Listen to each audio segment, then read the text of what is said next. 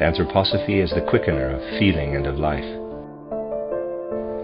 If we pause in our anthroposophical considerations and raise the question of what attracts us to such a spiritual movement as our own, then naturally we can provide an answer from a variety of aspects.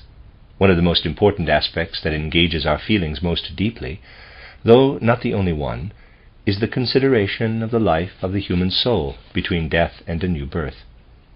In fact, the happenings that occur during the long period between death and rebirth are truly not less significant than the events between birth and death.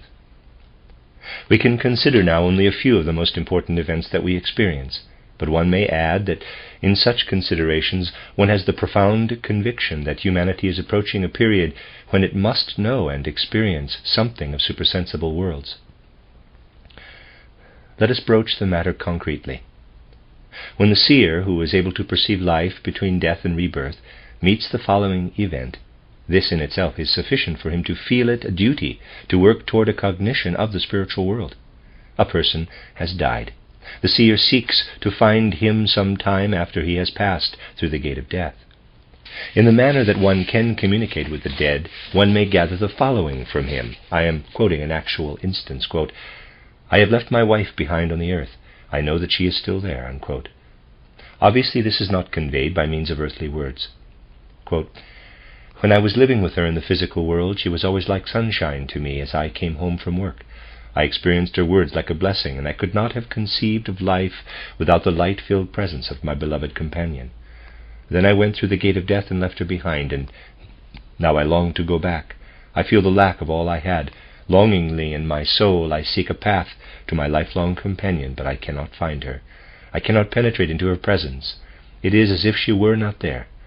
When from time to time I feel as if she were there, as if I were with her, then she appears unable to speak. It can be compared to two people, one of whom would like the other to say a few words, but the other is dumb and unable to say anything, and so the soul who was a blessing to me during the long span of physical existence has become dumb." End quotes. Now, if one investigates the basis of such facts, one finds the following answer. In this case, there is simply no common language between the one who has died and the one who remains on earth. There is nothing that could permeate the soul with that substance by means of which it would remain perceptible. Because there is no common language, these two souls feel severed from one another. This was not always so. If we go back in the evolution of mankind, we find that souls possessed a spiritual inheritance that enabled them to remain perceptible, irrespective of whether they were both on the physical plane or one in the physical and the other in the spiritual. That spiritual inheritance is exhausted today. It is no longer present. And the painful case just described occurs where the soul of a loved one cannot be found after death, because in the soul of the one who has remained on earth there is nothing that can render it perceptible to the one who has died. What can, in fact, be seen by the dead is spiritual knowledge, feeling, and experience. That is the connection of souls here on earth with the spiritual world. If a soul who has been left behind on earth occupies himself with knowledge of the spiritual worlds, allows such thoughts to cross his mind, then these thoughts can be perceived by the one who has died. The religious feelings of the past are no longer sufficient to give the soul what it needs in order to be perceived by the dead. If he pursues the matter further, the seer discovers that even when these souls have gone through the gate of death, they have but a dim perception of one another. They will only be able to achieve a mutual understanding under considerable difficulty, or not at all, because a common language is lacking. The seer realizes what anthroposophy is in a deeper sense. It is the language that will be spoken by the living and the dead, by those who live in the physical world and those who dwell between death and rebirth. Souls who remain behind and have acquired thoughts about the supersensible worlds can be seen by the dead. If they have radiated love before death, they can also do so after death. This carries the conviction that anthroposophy is a language that renders it possible for those in supersensible realms to perceive the events of the physical world.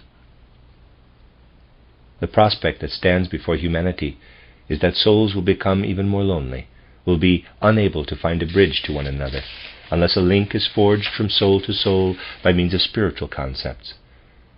That is the reality of anthroposophy, for it is not a theory. Theoretical knowledge is of the least importance. What we take into ourselves is a genuine soul elixir, a real substance. This substance enables the soul who has gone through the gate of death to perceive the soul who has remained behind. In fact, the seer who has gained insight into such a situation, where the one who has died cannot find those he has left behind because that family has not connected itself with spiritual science, knows that he can follow no other course than to speak to his fellow men about spiritual wisdom. He sees the sorrow with which the soul is burdened by such a lack of communication. He knows that the time has come when spiritual wisdom must take hold of human hearts. Those whose mission to speak about the supersensible stems from the knowledge of the spiritual worlds experience it as an urgent necessity that they cannot counter in any way. It would be the greatest sin if they did so. They feel it a necessity to proclaim revelations about the supersensible worlds. From what has just been said, you can gather the immense seriousness connected with the proclamation of spiritual revelation. There is, however, yet another aspect to the understanding between the living and the dead. In this connection, we have not progressed very far as yet, but it will come about. In order to grasp how the living will gradually develop an understanding for the dead, let us consider the following. Man knows little about the physical world. How does he gain knowledge of this world? He makes use of his senses, brings his imagination to bear, has certain sensations conveyed to him by the external world. But that is only the minutest portion of the content of the world. There is something quite other contained in it. I would like you to realize that there is something of far greater importance than sense reality. I do not mean the supersensible world, but something other than that. Imagine for a moment that you are in the habit of leaving home every morning at 8 in order to go to work. One day you suddenly notice you are leaving 3 minutes later. You go through a particular place where there is a kind of overhang, the roof of which is supported by pillars. When you arrive there 3 minutes later than usual, you realize that if you had arrived on time, you would have been crushed by the falling roof. Imagine this quite vividly. It does happen that a person misses a train that is later involved in an accident. Had he caught the train, he would have been killed. When such things do not occur, we pay no attention to them. If you become dramatically aware of such an occurrence, it makes a certain impression on you. Similar things which fail to strike you in the course of the day can happen from morning till night. They cannot be surveyed. Such occurrences may appear as clever conjecture, unquote, in quotes, and yet they belong to the most important aspects of life. To take another example, you gain a particular feeling when you consider that a man in Berlin had already got his ticket for the Titanic. He meets a friend who urges him not to sail on the Titanic. The friend succeeds in persuading him not to sail on this ship. The Titanic sinks and he escapes from death. This makes a lasting impression on the person concerned. That is a special case, and yet such things are happening all the time without being noticed. When one does become aware of them, they make an impression on the heart and mind. Let us consider this matter from another aspect. How many impressions of heart and mind escape us because we have been protected unawares from danger? If we were aware of the many things from which we are constantly preserved, we would go about the world in a totally different frame of mind. Furthermore, the seer discovers the following possibility. Let us assume that things actually happen in the way described. You arrived 3 minutes later than usual at that spot. This is the most opportune moment for a person who has died to make himself perceptible to your soul. You may have the feeling, quote, "Where does that come from that arises in my soul?" unquote. It need not occur only in such a special case as quoted. It may take manifold forms. A beginning will be made when people become attentive not only to the world of outer reality, but also to the sphere of probabilities. The considerable number of herring in the ocean is a reality. They become possible only because a vast quantity of eggs was released. In this way, an infinite number of possibilities forms the basis of life. This makes a profound impression on the seer, also, when he reaches the boundary of two worlds. He feels, quote, "How infinitely rich in possibilities is the spiritual world. Only a minute part of it becomes reality in our sense world," unquote. This is accompanied by the feeling, quote, "An enormous amount lies hidden in the very ground of being," unquote. This feeling grows as one occupies oneself with anthroposophy. One develops the feeling that at every moment where something happens externally, a hidden something lies behind it. Each flower, each breath of air, each stone and crystal hides an endless number of possibilities. Ultimately, this feeling will bring about a growing sense of devotion toward what is hidden. As this feeling develops, one will quite naturally become aware that at such moments they can communicate with one who for earthly life is dead. In the future it will occur quite normally that a person will feel that the dead has spoken to his soul. Gradually he will realize from whom the communication comes, that is, who has spoken into him. It is only because people are so little aware of the endless, fathomless realm of possibilities that they cannot hear what the dead would speak to the hearts of the living. This twofold consideration will indicate the radical change that will be brought about for the whole of humanity by the spreading of Anthroposophy. On the one hand, the thoughts of anthroposophists will become perceptible for the dead. On the other, the dead will be able to speak to the hearts of those who have developed a spiritual sensitivity. A bridge will be built between this world and the world beyond. In fact, life between death and rebirth will also be different. This will not be mere theory, but reality. An understanding will be achieved between the so-called living and the dead, who are, in fact, far more alive. Souls on earth will also feel what is fruitful for the dead. One cannot really make life fruitful for them unless one feels what an immense service one bestows on the dead by reading to them. Let us consider an extreme case. One will no doubt have come across it in relation to other people. One lives with a sister, parents, a husband, or a wife. The more the one feels the urge to connect himself closely to anthroposophy, the more the other develops a strong animosity toward it. How often can one experience this? It may take this form in consciousness, but it need not be so in the soul itself. There, something different may take place. The unconscious works in the astral body. It may be that the more a person slanders and rages against spiritual science, the more deeply in his unconsciousness he harbors an urge, a longing to hear about spiritual science. When we go through the gate of death, we encounter truth. There, nothing can be concealed. Here on earth one can lie and pretend, but after death things take on their true coloring. Things reveal themselves as they really are. However much one has stupefied oneself and slandered spiritual science during one's lifetime, after death an urge toward it is noticeable. One suffers because this urge cannot be satisfied. But now the living can imagine himself in the presence of the dead, and he can think spiritual thoughts, and the dead will understand. Even if the one who died was not an anthroposophist, the dead will nevertheless be able to perceive the living one who occupies himself with spiritual thoughts. There is a certain inclination on the part of the dead toward the language he used to speak during his lifetime, because during the early phases after death he is still connected with his particular language. It is therefore advisable to clothe one's thoughts in the language the dead used to speak. But after 5, 6, 8 years, and on occasion earlier, we find that the language of the spirit is such that the external language presents no obstacle whatever. The one who died can also understand spiritual thoughts in a language that he did not know during his lifetime. At any rate, the outcome of reading to the dead, even if they were not anthroposophists, has proved itself to be particularly beautiful.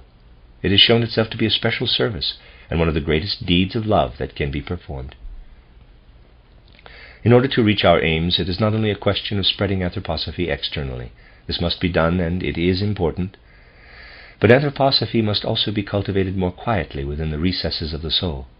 Spiritual positions of responsibility may be created by means of which much can be achieved for the development of the soul after death.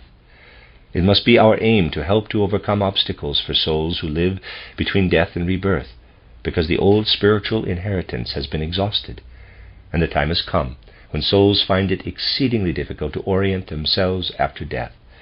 Some find it almost impossible to do so.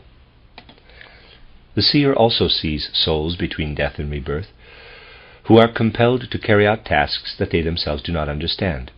For example, the seer may discover souls in that realm who are the servants of the powers of death and disease for a period of time.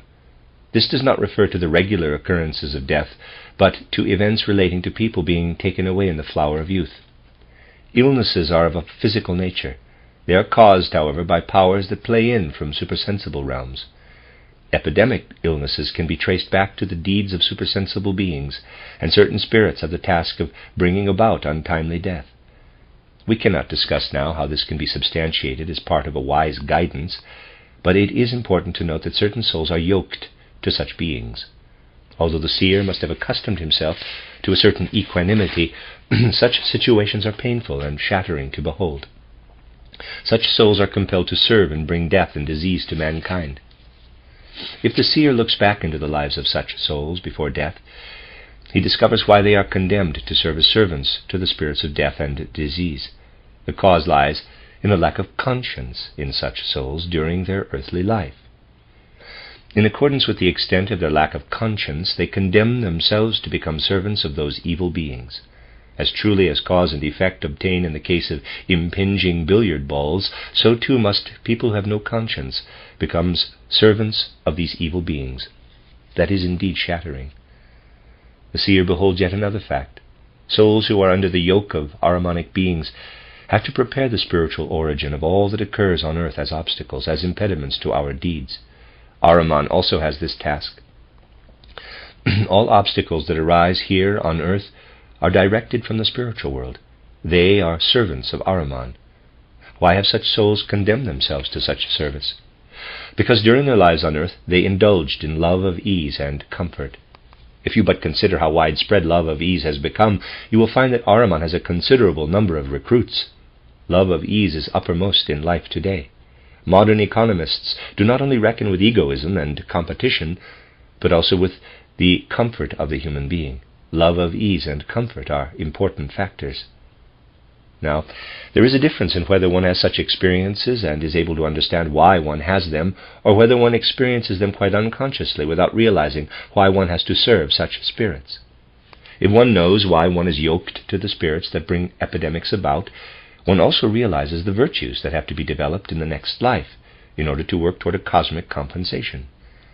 If one remains ignorant of the reason, one does in fact create the same karma, but the compensation can only occur in a second incarnation. Actual progress is thereby postponed. It is important, therefore, that man should learn about such things on earth. One will experience them after death, but one learns to orient oneself down here. Here we have yet another fact that makes it essential to bring about a new sense of orientation by spreading spiritual truths. The old means of orientation are no longer available. We can ask, why are we anthroposophists? We can give an answer out of the spiritual facts themselves that speaks directly to our feelings rather than to our intellect. So anthroposophy becomes increasingly a universal language. It becomes a language that will render it possible to tear down the partition that stands between the different worlds in which we live, one time in a physical body, another without a physical body. Thus the wall between the physical and the spiritual world will crumble when spiritual science really takes hold of the souls of men. We should feel this. It can give us the right inner enthusiasm for spiritual science. Let me bring another matter to your attention. For the seer, there is, during the lives of souls between death and rebirth, a moment that reveals itself of special importance. It is also of importance for others after death. For some, this point lies earlier, for others, later. If one beholds the life of sleep with supersensible cognition, one sees the human being with his astral body and ego outside the physical body. Looking back, one gains the impression that the physical body is slowly dying. It is only from the first years of infancy until the child develops an understanding, until the moment that memory begins, that the body during sleep has a blooming, flourishing appearance. A slow withering process in the physical body sets in shortly after death begins. Death is but the final occurrence in this dying process. Sleep is there in order to compensate for the forces that have been exhausted, but the compensation is incomplete. Each time there remains a small residue of death forces. When so much residue has been accumulated that the upbuilding forces are unequal to the task, physical death ensues. Therefore, as one considers the human physical body, one sees how death gradually fulfills itself. In reality, we slowly die from birth onward. This makes a solemn impression as one becomes aware of the facts. Between death and rebirth, the moment occurs when forces begin to develop in the soul that lead to a next incarnation. Let me attempt to explain what I mean by way of an example. There are a number of books that deal with Goethe's predisposition. One examines Goethe's ancestors in order to ascertain the hereditary origin of this or that quality. The sources are sought within the physical hereditary line of descent. I have no quarrel with the fact that they can be found there, but he who can trace the life of soul between death and rebirth discovers the following. Let us take the soul of Goethe. For a long time before birth, the soul worked on its ancestors out of the supersensible worlds, and because of its own forces, developed a relationship with its forefathers. The soul even worked to the extent of bringing together those men and women who could provide, over a long period of time, the appropriate predispositions needed by that individuality. This is not an easy task, because many souls are involved in this process. Picture to yourselves that from souls of the 16th to the 18th centuries human beings descend. All these souls must already have collaborated, and you will gather from this that such a working together is a matter of great importance. Souls born in the 18th and 19th centuries must already have reached a reciprocal understanding in the 16th century, in order that the complete network of relationships may come about. There is much to do between death and rebirth. Not only the objective tasks have to be performed, such as the temporary service that has to be given to the spirits of opposition, but we must labor at the forces that in fact enable us to reincarnate. That means that we have to shape the general form archetypally. This makes the opposite impression from what the seer beholds when he observes the sleeping physical and etheric bodies. The physical and etheric bodies in sleep have a withering appearance, but the upbuilding of the archetype and its descent into the physical realm makes a blossoming, flourishing impression. The important moment between death and rebirth lies at the point between the recollection of the earlier existence and the transition period where man begins to prepare so that his physical organism may come into being. If you now picture to yourselves physical death and compare it with this moment, then you have the opposite pole of physical death. Physical death marks a transition from being into non-being. The moment described above is the transition from non-being into a state of becoming.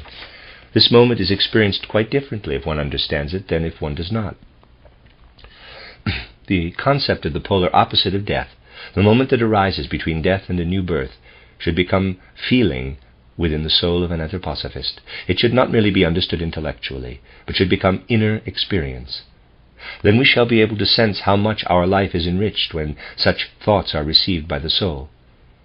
There is yet another aspect, namely that gradually the soul develops a feeling for all that is in the world.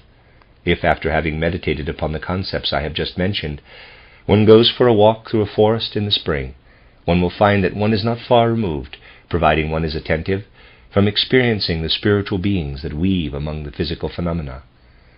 To experience the spiritual world in reality would not be at all difficult if human beings were not to create their own obstacles. One should attempt to translate what has been received in the form of concepts into a feeling experience, to awaken it vividly within oneself. Such a striving can lead to a beholding of the spirit. The questions I have broached today are intended as a contribution to enliven the impulse toward spiritual science. Whenever one speaks about matters such as these, one feels that it is a mere stammering because our language belongs to the physical world. One has to make a considerable effort by way of special descriptive means to evoke at least a limited concept of these matters, but to speak precisely about these matters in this way can release from our hearts what may be termed anthroposophically as potency of feeling. Spiritual science should become for us that which quickens feeling and life. The acquisition of spiritual concepts should not become a matter of lesser concern. We should gladly pursue it. Yet we should also refrain from considering the concepts as of chief importance, but rather what anthroposophy can make of us as human beings.